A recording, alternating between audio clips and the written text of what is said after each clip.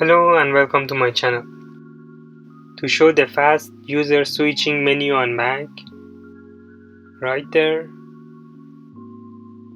click on the Apple icon. From the menu, select System Preferences. Now, click on the Users and Groups icon. Make sure you are logged in as an admin. Click on the padlock below. On the pop-up menu, enter your Mac's login name and password. Click on Lock. Now, click on the Login Options button.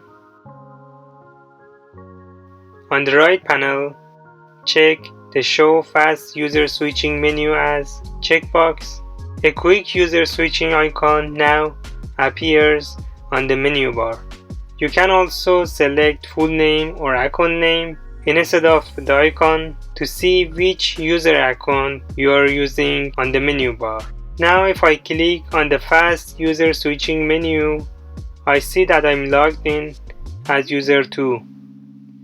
To switch to user 1, I just need to click on it. I will be directed to the login page for user 1.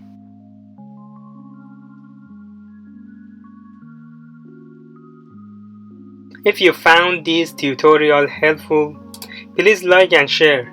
To see more tutorials like this, please subscribe and click the bell icon.